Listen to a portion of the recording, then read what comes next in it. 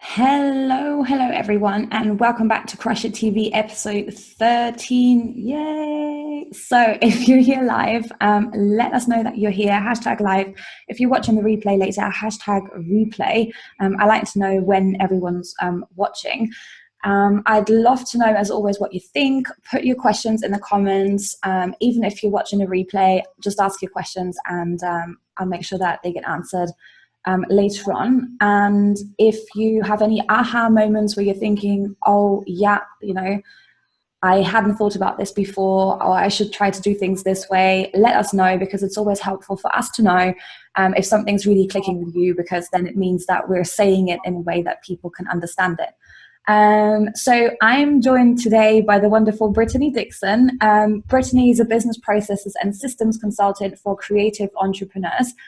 She specializes in helping her clients create, document, and refine structures and systems in their business to save time, create freedom, generate income, and make a big impact in their own way. I love it. So, Brittany, do you want to say hello, everyone, and tell them a little bit more about your work, what your work involves, and how you got to doing this? Because I really like your journey and what you were doing before in particular, so it's quite interesting. Yeah, definitely. Thank you so much for having me. Like Jess said, my name is Brittany Dixon, and I'm actually in a small town in Columbus, Ohio. And I started in the event planning space. So I was a wedding and event planner for a while and loved that. I've always been type A. I've always been organized. I've always been that process person. So I loved that. But then I actually started my business as a professional organizer. So in October of 2015, I actually started my business as a backup plan to my job. And then I got let go from my job in July of 16 and actually started taking on clients. So when I did that, I'm a mom of twins. I've got twin girls at home. And anybody with kids knows, you have to be organized to be able to do things. Anything? Your sanity. So then when I had two at one time, my organization skills had to be kicked up to the next level. So when I started my business, I just realized the need for organization, in homes, especially for moms, especially moms of multiples. So when I started, I actually started working with a lot of my moms of twins. So we have a group here in Columbus and I worked with them for a while. So I did that for a bit and I really didn't know what I was doing running a business. So January of 17, I decided I should probably hire a business coach to teach me all the business things. So I hired her and she opened up my eyes to this entire online space that somehow I didn't know existed as far as the coaching and consulting business world went. So she opened my eyes to that. I started doing organizing and productivity coaching online and really figuring out the online space. And then it kind of shifted into systems because I saw so many business owners that started their business to do something. And then they were doing that for about 20% of the time and trying to figure out the back end stuff the other 80%.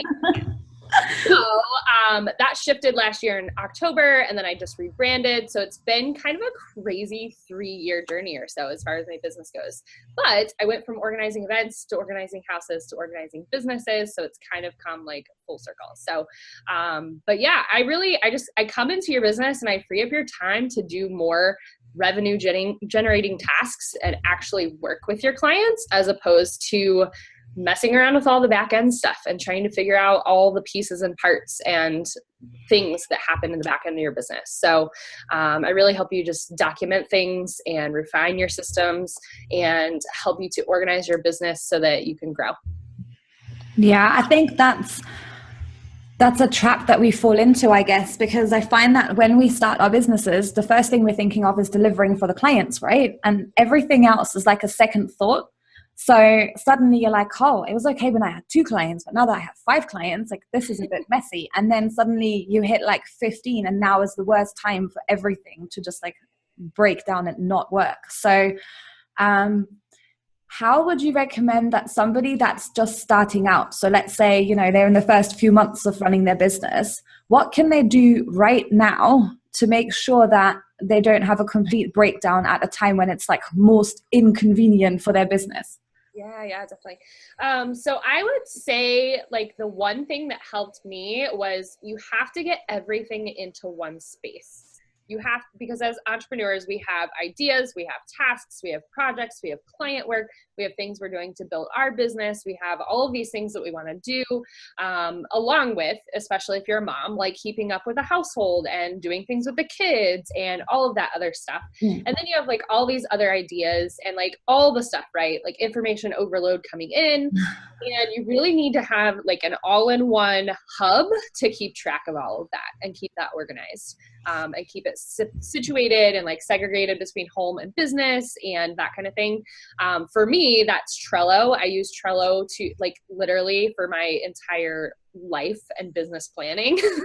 All of my ideas are in there, like things that I want to look at later are in there, but I know that it's in one space. Like everything is in one space, and if I need it, I can find it. So I think that's one of the biggest things that a lot of people don't do. They're like, oh yeah, I've got notebooks of things and post-it notes and stickies and folders and paper. Yeah. And I mean, that happens to everybody, right? Because you're just like, oh, I'm just doing this. Like I have to just keep going. Like, oh, let me just write it down. But to really like have a process in place so that even though that happens during the day, because that happens to me during the day too, I have papers everywhere. And I'm like, all right, now at the end of the day, we need to like wrangle that in, put it all into Trello so that nothing gets lost. So really just having an all-in-one like command center of keeping track of your business and life. Yeah, I think that's really key because I'm working with a client right now and he's like, oh, Jess, I desperately need help with this. And when I asked where like the process is for anything or, you know, how does he keep track of what he needs to do? Well, guess what? The to-dos are up here and the processes, they just don't exist. So it's like super difficult when your business gets to the growth stage, and you're actually thinking like, I can't do all of this by myself.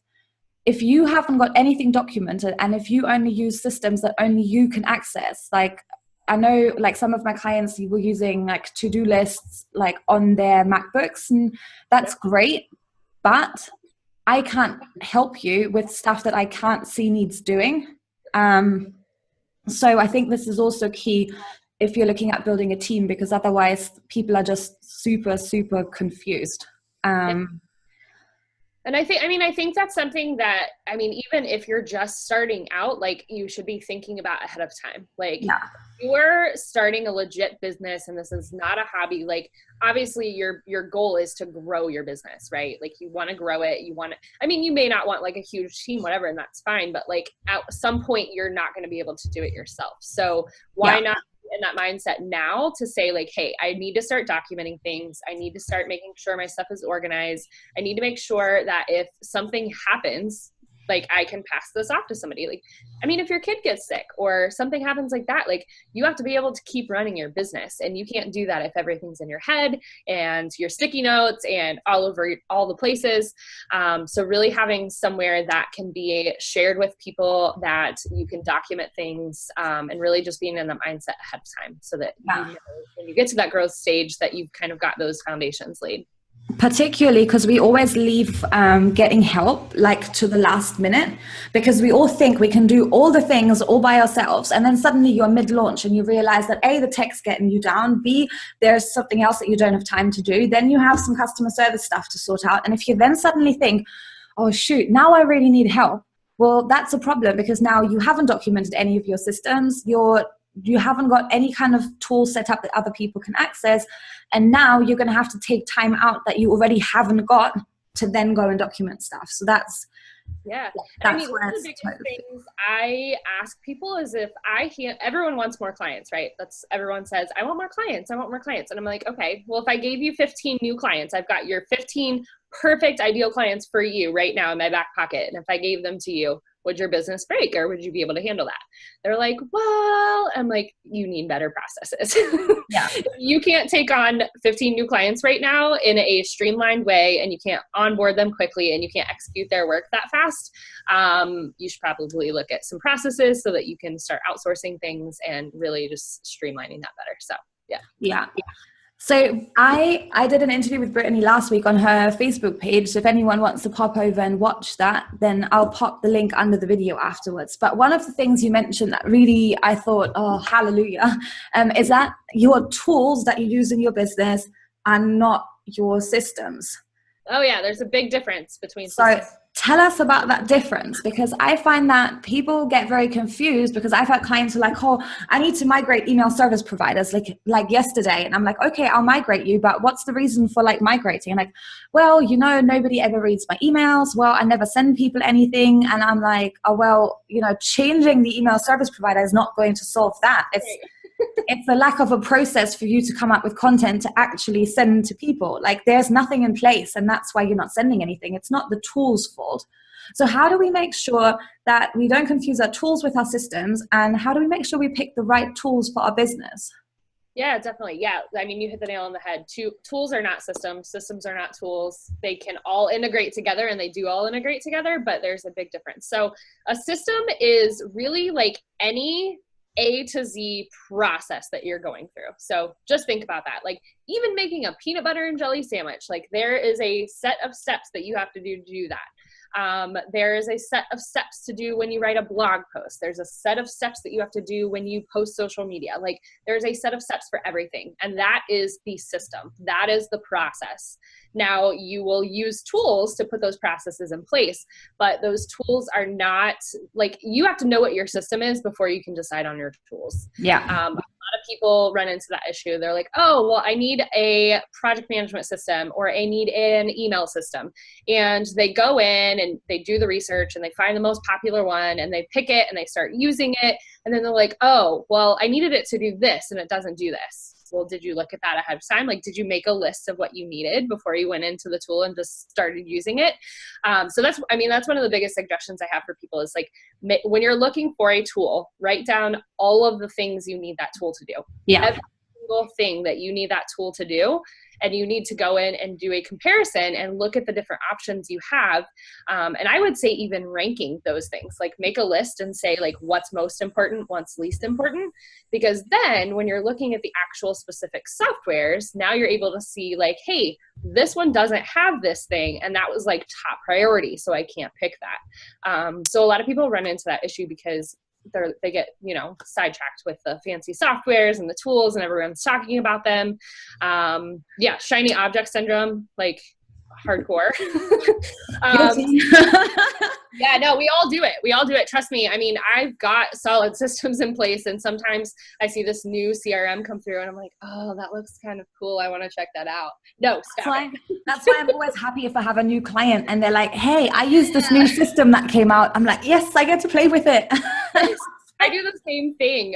So I use Entreport, and I just saw this whole like Kartra thing coming out. I was like, oh yeah, sure. We've just set one of those up. That looks really cool. But for me to switch, like you got to think of the switching cost too. Like that would cost me a lot of money to pay someone or a lot of time to do it myself. So like you have to keep that in mind too. Once you get systems in place, you can't just keep switching willy-nilly because 100%. I just documented what's going on in one Infusionsoft account. I thought this would take me 3 or 4 hours. I think 3 or 4 days later, I was still at it. So it's kind of one of those things where you're like, oh my days, like, is this ever going to end? So switching things over is never easy. So getting the right things in place. From the beginning and really figuring out what you need from it and not just going to it because everyone else is doing it. Like I can recommend Trello all day long, but I want to make sure Trello is a good fit for people. So I ask a million questions before they start using something like that, because I don't want them to get in and spend time to set it up and do it to come to find out that they're like, oh, this one thing doesn't work for me and I can't do that. Yeah, that's the place that we're kind of at right now with recurring tasks. So yeah, and the thing with systems is it's not a one and done thing. Yes. They're always going to be evolving. You're going to find better ways to do things as you're doing things. You're going to start growing. So things are going to have to be done differently as you add team members. So even if you have a solid set of systems in place, like it's going to change. It may not change for 6 months, but it's going to change. So I think just having that like foundation mindset of like, documenting systems, mapping things out, writing things down, and like just taking that and knowing that you need to keep adjusting them as you go. Yeah, I think that's really important because like we were using Asana for ages, and aside there's one thing that doesn't work for us in Trello right now. Aside from that, I'm super happy because we have certain things that we've done repetitively over and over and over again, and there were things that were not obvious inside Asana. So we use the simple system now of like, this is not started, this is in progress, this is complete, this is on hold. So there's nothing, you know, complicated about it. But now if I look at the client's board, for example, I can see exactly which work isn't started, which work isn't in progress.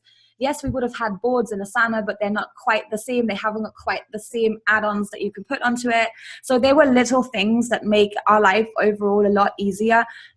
So surely we'll find the way around the last thing as well. But that possibly wouldn't have been an issue for us like a year and a half ago. It is now though. So like, yeah, and that's one of the reasons I love Trello so much, is because it can be literally just a to-do list and so simple, or it can be like crazy complex for agencies and bigger companies and things like that. So I think that's another thing to kind of look for a tool too. Like, I know I started an Entreport before I was really ready for Entreport, but I knew I was looking long-term, and I said, I know this is going to grow with me and I'm going to be able to do bigger stuff with it. So I'm willing to have the upfront expense now and like setting that up so that I have that later on and don't have to switch. So really just kind of thinking about those things too, like long-term, is it going to grow with you? Is it going to continue to work with you?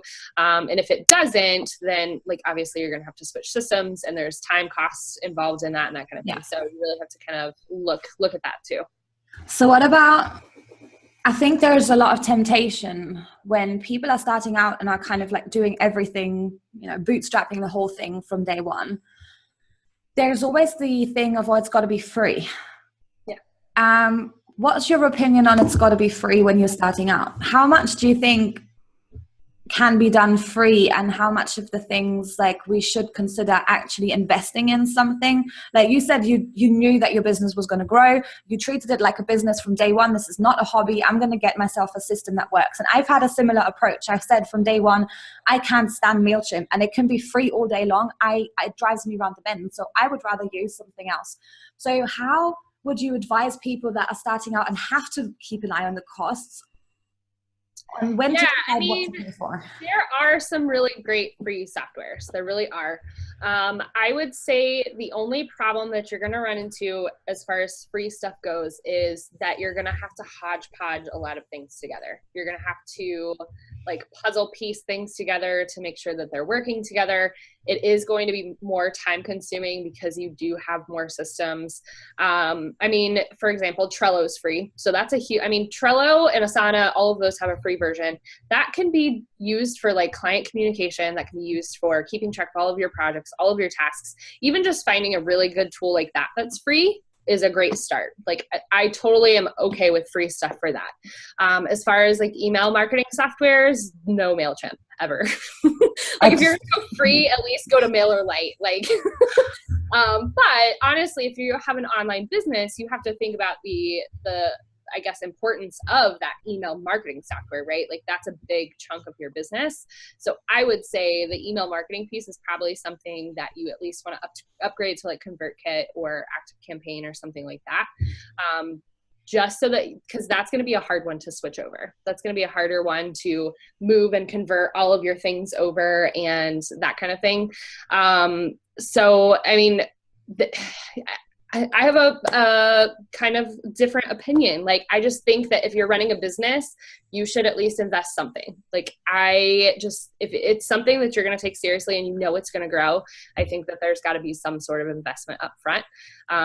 With mine, I mean, I hired a business coach before I was even making a lot of money. So I invested in a business coach, and then I invested in a tool like Entreport because I knew long-term what my goals are. So I think that comes back to it too, is like, you really have to know what you want out of it and like where you want it to go and how fast you want it to go before you start deciding on systems and tools and stuff. But it is going to be more time consuming if you try to go the complete free route. I think you can. I just think it's a little bit more difficult. So yeah, I think it is. And particularly if you're not particularly tech inclined, it can be super difficult. So a lot of the people that I've worked with over the past 2 years, the reason why we ended up working together is because they were trying to piece 10 different tools together to get them to do something, and they couldn't work out how to do it. So realistically, if they'd gone for a different piece of software from day one instead of paying me to maintain their system that breaks every other month, they could have probably, for the same investment, had a different tool and like handled it themselves.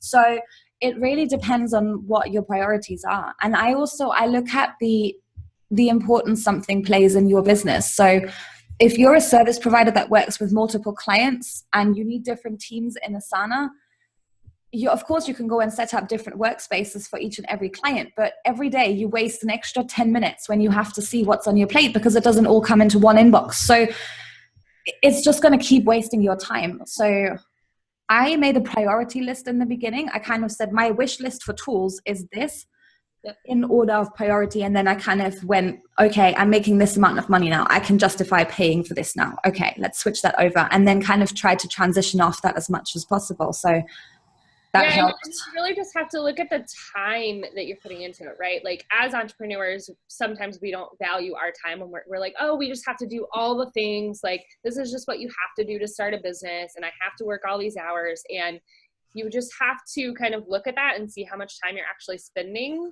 to make it free and to hodgepodge it together and like do that kind of thing, as opposed to like, hey, if I just spend a little bit more money, then I'm not having to spend as much time. But I think as entrepreneurs, especially when you're first starting out, that's really hard to look at. You're like, no, I need to start hustling. Like I need to keep doing this. And I mean, I did the same thing. So before I committed to Entreport, which was a big commitment, I tested out all of them. MailChimp, MailerLite, ConvertKit, ActiveCampaign. And then I'm like, oh, well, now I need it to connect to this and this and this and this and this. There's got to be a better way, because then I had to pay for Zapier to connect them all together.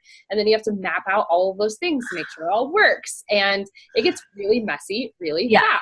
I was going to say, half the people that are watching, they're already gone, did somebody say Zapier?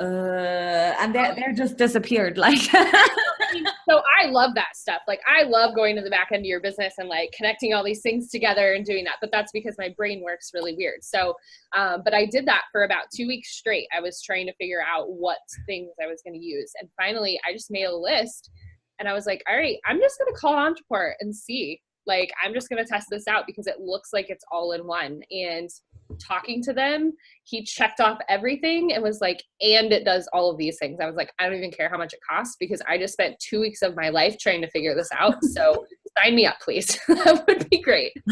I think if anyone struggles with that, I recommend, if you haven't got any children, like make some of those, because as soon as you have one of those hanging around, it's like super difficult. Like, your time just gets shrunk from this to like that. And I was thinking, I don't know what I was doing with my time before I had a baby, because like seriously, I could have probably built 10 businesses like at the rate this is going. And now I'm like, I can just about get stuff for one done, like never mind doing anything else. So that's when I really appreciated the importance of time. And then I was like, if I have to do this manually one more time, I'm actually going to lose the plot, because like I've just wasted 15 minutes copying and pasting things. Like, this is a joke. So yeah, I think a lot of people, they're like, oh, it's just 10 minutes here and 5 minutes here. And it's not a big deal. Like it's working fine. I'll just make it work. But that, like, you add that up. If you actually recorded your time and mapped things out and you're like, oh yeah, 5, 10, like you get to an hour or 2 hours real quick. Yeah. And real quick. You'll notice that particularly, I know there's a lot of people in the group that are starting out or growing their virtual assistant businesses, and they're working on an hourly basis. And when you're working on an hourly basis, you don't have like that amount of time to like realistically deliver client work, because you're starting to waste your time with, you know, the routine admin things. So what then happens is, every hour that you waste on something else, you could be paid, but you won't. So you will max out your hours way before you should actually be maxing out your hours, just because you haven't got any systems in place to speed things up for you. Yeah, definitely. I actually just did a guest expert speaking about this, was the service-based businesses that are trying to manage their clients, and they max out so quickly because their client onboarding process is not streamlined and takes them way too much time. They're sending links from Google Drive and from Dropbox and from PayPal, and here's a contract and like all of the stuff, and it's not streamlined for them. It's not streamlined for their client. There's a lot of follow-up that happens in there. Stuff slips through the cracks all the time. You sometimes could lose clients because you took too long to like follow back up with them. And really just managing that client work is a huge, huge piece. People max out really fast, and again, going back to that, like everybody wants more clients, right? But if I handed you 15 clients, 10 clients, 5 clients, could you actually handle that because your systems are there? So yeah, that's definitely a huge thing, especially for service-based and people that are working hourly. Yeah. Yeah. And I think valuing your time, you only notice that when you suddenly maxed out in your business and you're like, dang, I work 50 hours a week. Yeah. But I'm not getting paid for 50 hours a week. Or I often speak to new service providers and they say, oh yes, I'm going to work 40 hours a week on client stuff. And I'm like, well, how many hours do you want to work a week? Like 60? Right. Because if you don't want to be working 60 hours a week, I wouldn't aim for 40 hours a week of client work, because there's always more that you don't see right now. So yeah, it always happens like that. So if I haven't documented any of the systems in my business and I want to document them today, where do I start? Like, I bet anyone that's been running their business for some time, they're just going through the motions, and sometimes they're just doing things the way they're doing it because they've been doing it for 2 years, 3 years, and there's not much thought behind it. So how do I even get started breaking down what on earth I do in my business? Because there's so much. Yeah, definitely. So the first thing you need to remember is like your business didn't get to this place of not having these things in place in one day. Like obviously, however long you've had your business, this has been happening. So like you cannot change everything in one day. You really have to just start small. I would say to just reflect on your day and look at what is eating up the most of your time. So if it's taking you a ton of time to onboard clients, or it is taking you a ton of time to post content, whatever that may be, just kind of recognize that. And then that's the process you want to start on first. So let's say that your client onboarding process, you're like, this is taking me way too long. I have 5 clients and it just took me 5 hours to get them even starting on their project. You want to sit down and literally map out every single step of that process that you do. So that could be screen recording and actually recording your screen of what you're doing. That can be taking a piece of paper and a pencil and writing down like, okay, the first thing I did was I sent them a Google Drive link, and then I sent them this, and I sent a contract, and just mapping out what you're doing currently. And that's like the first step, because half the time we're doing this and you just get in the motions, right? And you totally forget that, like, you forget a step, or maybe it's different the next time, or one time you do it is this way and another time is this way. So just mapping it out and writing it down is the biggest first step. After that, then you can start streamlining it, and you can look at it and say, hey, like I'm sending them 4 links. I should probably maybe create an email template and put those all in one space so that they can do that. Or, hey, maybe there's a piece of software that would do this better than doing it the way I'm doing it. But until you have it mapped out and written down, you can't really try to streamline it and make it better. Yeah. So really starting small and then just documenting things, like start writing stuff down, and then you can start looking at it and making it better. Yeah, that makes complete sense. And coming back to that regularly too, I think I go through all of the bills that I pay like every 3 months, and I go back over assessing what this is doing for my business. Yeah. So as an example, I was using Xero because I think it was our accountants that might have said, hey, Xero will do this for you, blah, blah, blah. And I was like, well, whatever, I'll sign up for it. Yeah. But then after I was using it for a couple of months, I realized they can't send an invoice for a 50% deposit and then a 50% final fee. Yeah. That's like the basis of being a service provider that has a project-based business. I send an invoice for a deposit, and then I just want to press the button and get the other 50% invoice sent out once we're done. And something that doesn't do that, that was driving me around the bend, because I had to duplicate the invoice and then change all the amounts. And it was a load of hassle. So those are like the little things. You have to go back and assess it, like I said. So, I mean, you start, and it can be overwhelming, because everything's a process. Every single thing is a process. I mean, you think about the steps you go through just to post something on Facebook. Like, you have to type out the post and pull in a graphic, which means you have to go into Canva and create it and do all these things. So just mapping those out and getting them down, and then you're like, oh, that doesn't make sense that I'm doing it that way. Or, hey, there's a better way to do that. And really, you have to constantly be assessing those things, because your business changes every single day. Yeah. I think I showed someone the other day the checklist I have for doing this show. Yeah. And there are probably about 50 to 60 items on it. Yeah. From contacting the person through to, sending the final details out about here's your blog post link, here's the YouTube link to our recording, blah, blah, blah. So I kind of wrote everything down, not because I would forget what I'd have to do, but because I knew that I would need someone else to go and do this for me. Yep. So come on, notifications. Natasha, stop working. So yeah, it wasn't because I was worried that I'd forget, but I needed someone else to know what to do because I won't be doing this for very long. I'm just doing it now to make sure.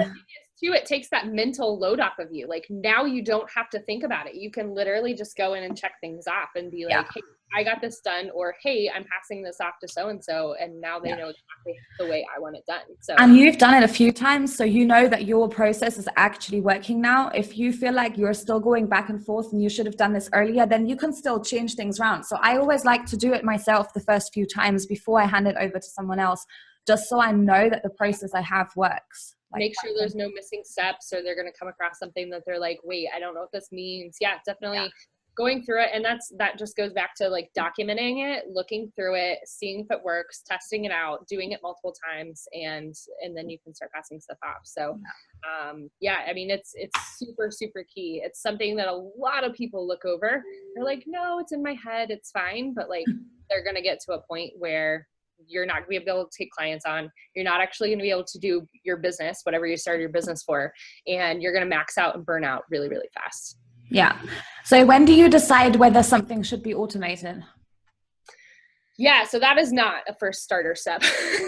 I know. That's why I'm like, I know in the beginning you can kind of justify, but then I get to the point where I'm like, if I have to copy and paste one more email as a task in something, I will lose the plot. So I knew when it was time. I think that's kind of when you get to that point where you're like, I am wasting my time doing this over and over. It is exactly the same. So you have to be at the point that you have processes in place, that you've documented them, that you've streamlined them. Like, again, they can always be better. They can always be improved, that kind of thing, but they have to be documented and they have to be pretty streamlined so that you can find the places that things can be automated. Because once it's streamlined, then you're going to see trends. You're going to see things, like you said, you were copying and pasting the same things over and over and over. And you're like, there has to be a way for this to be automated. So I think it's when you get to that point that you have a lot documented, you have a lot of it streamlined already, that now you can start bringing that automation piece, especially once you start passing things off too, because there's a lot of ways that you can automate passing stuff off to people, especially in Trello. But I think it's at that point that you've already got a lot of that established for sure. Don't try to zap things together and do that in the beginning, because if you don't have your stuff figured out and you're zapping things, like it's going to be even more messy. Yeah, that's the thing. So for those people that really don't understand what Zapier does, can you help them? Like, can you give them a basic explanation of what Zapier does? I did a little video not long ago because I think the power of it is underestimated. And I know that a lot of people find the possibilities, because there's like endless possibilities on what you could do with Zapier, right? So if you just start looking through the recommended zaps, like your head starts overwhelmed really quickly. Yeah, exactly. So I kind of know how I approach Zapier when I need something done. But yeah, I wondered if you had any kind of different way of explaining it and then sharing how you would get started with maybe automating one thing and see if it's the same. So yeah, Zapier, just as a basis, is a tool that connects all of your softwares together and starts to automate things for you. So it's basically this little robot guy in the background that does things for you.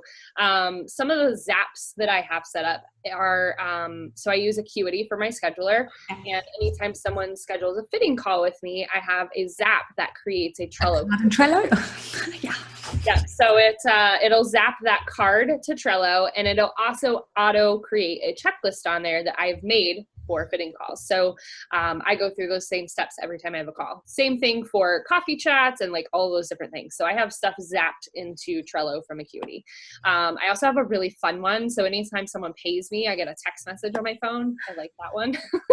But what I would say to start with Zapier is like, you have to know what you're wanting before you go in there. Yes. Because if you don't know what you want and you're like, oh, that sounds really great, let's install that one. Oh, let's install this one. Let's install this. Then you have a really big mess really quickly, because a lot of times there's other ways to do it. There's other ways to connect those pieces together, or there are other, I guess, like pieces that you may be missing that aren't in essence. So really you have to have it mapped out. I honestly draw it on like little circles and arrows and like all the craziness, and map it out before I even go into Trello or into Zapier, because if you go in there and just start adding zaps, it's going to get really messy. So definitely just knowing what you want to do, which again comes back to having those processes mapped out. Yeah. So yeah, I would not suggest that beginners to just jump in. Well, I think it's nice to like understand though that we have that power, even if we don't right now want to implement that for our business, or we feel it's overwhelming, you know, but knowing that the possibility exists, that is great, because there will come a time, like if you have 2 appointments a week, like realistically, you don't need to set up that Zap necessarily like right now. But if your business grows and your responsibility is now 99% marketing and sales and very little everything else, then suddenly sales and marketing is like your top priority, and you do not want to be copying and pasting and creating Trello cards out of your Acuity emails or whatever not. So, so that's actually a useful thing. Yeah. And I mean, I think that just goes back to like really sitting down and planning out long-term, like the same thing back to that Entreport thing. Like I knew what my long-term goals were with the business when I started. So I knew that that piece of software was something that I could implement and start using and that I could grow into. So it's the same thing, just knowing that there are things out there that can automate your life and help you in the long term, but not getting hung up on those in the beginning. Because if you're not to the point that you have these things documented, you probably are not to the point that you should be automating things. Yeah. So you really need to like assess that, but know that there's so many Zapier things that I have not even touched that I could do that I'm going to probably run into here later. I mean, the possibilities literally are endless with that tool. It's amazing. Yeah. And it's like, particularly with certain tools, it can become a little bit more finicky to set these things up. So some tools are really simple, you know, receive appointment, create card.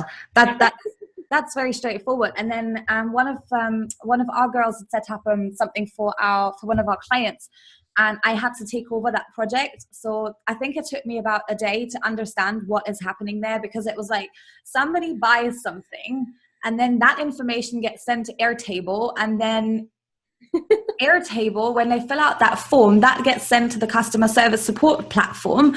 But if something else happens in between, like if they pay or if the charge fails, that also gets zapped in. They are added to ConvertKit. I was like, flipping it. There's like 20 things going on here, and I have to really understand what this is doing, because otherwise I can't work with this. Because if a Zap fails and it doesn't run for whatever reason, I have to get to the bottom of why that is. So like, I think I had to spend like a solid amount of time. So definitely I wouldn't worry about. That's another thing, like have that documented, like document what that Zap does and where it sends things and what it does, because like you said, somebody else set it up and you had to go into it. So now if you have that completely documented, you know exactly what's going on.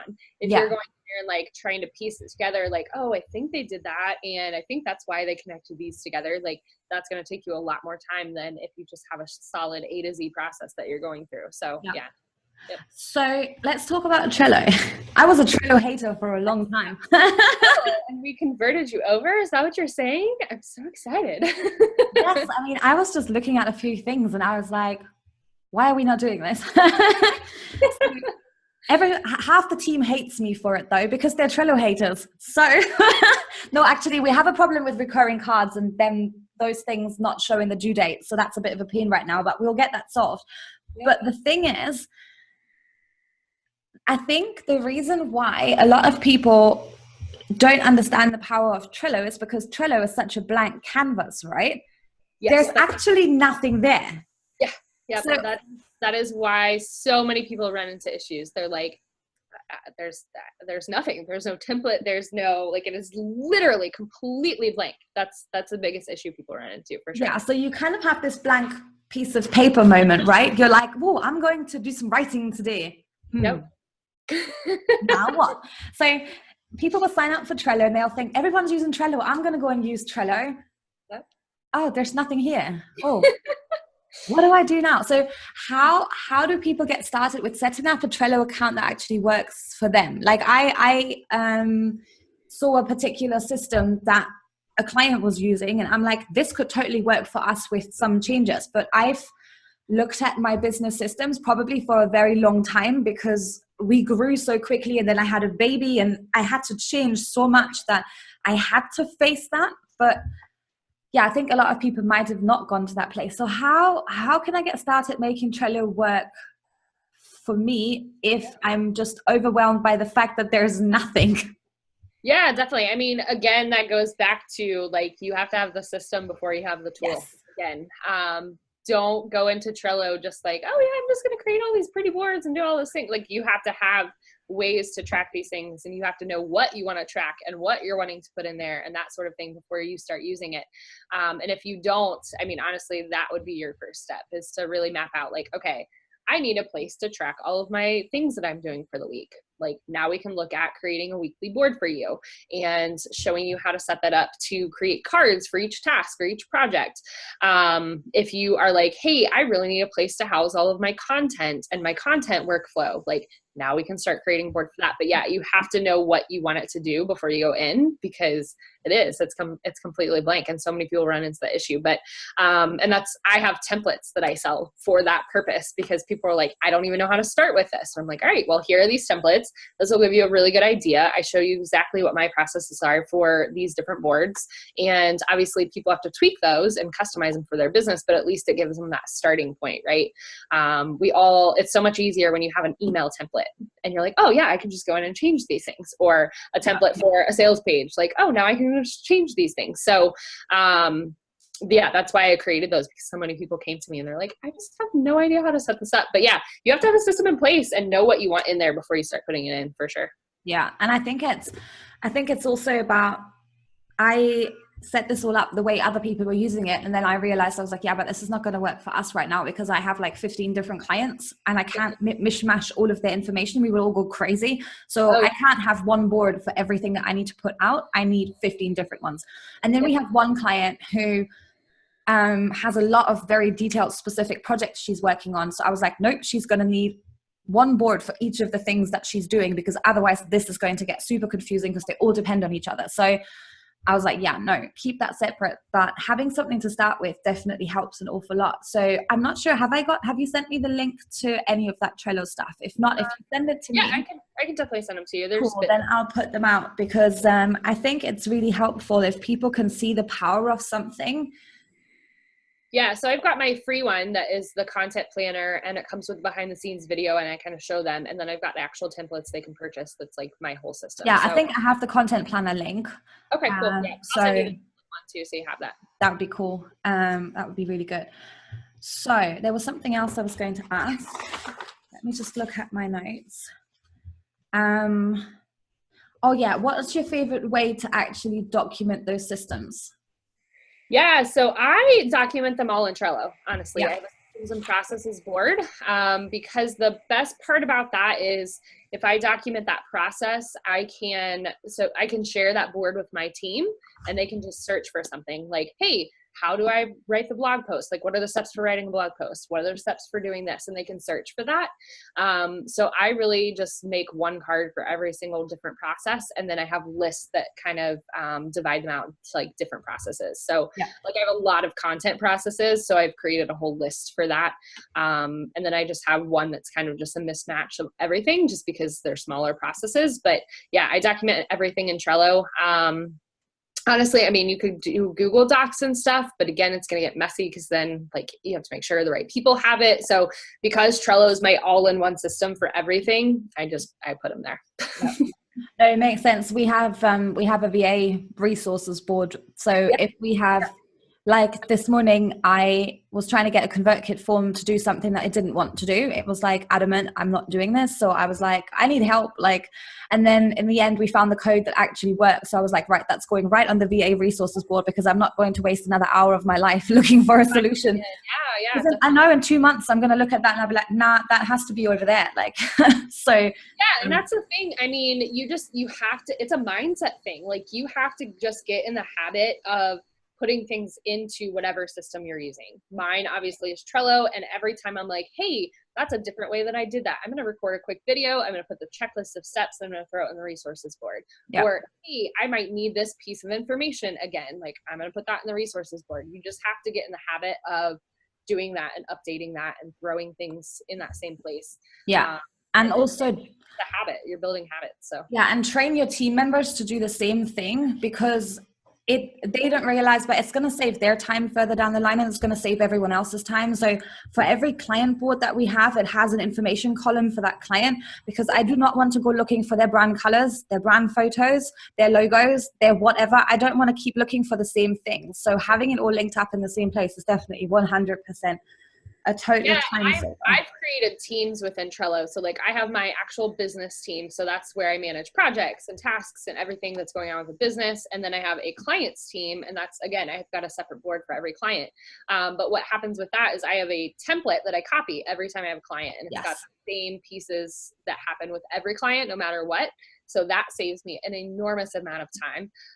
Also doing it that way cuts down my email like crazy because all the communication happens and then nothing gets lost because it's all in one space. Like you don't have to be like, hey, oh yeah, you sent me an email. Let me go find that and see where that is. Or, hey, you sent me a file for something and is it in Dropbox or Google? Like everything is in one space. So it is literally the biggest time saver ever to just do everything in one area.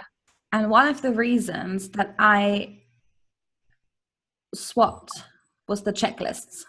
Yeah.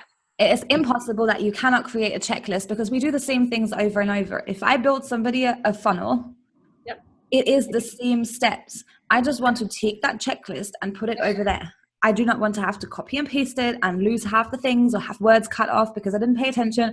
I just want to take the checklist and put it on the card. So that's like a simple thing. So it makes it so much easier if you can just write out the checklist once rather than having to keep redoing it or copying it, pasting it from somewhere. And then you forgot that you amended that one because this is a special case. Right. Yep. And it gives that client a better experience too, because it's the same, you're doing it the same way. There's no missing steps. You're not forgetting things. It is literally, you're building this and it happens A to Z and then it's done. And then you do it for the next client. And then you get into this process and this habit and it just creates a better customer experience too. Yeah, 100%. Absolutely.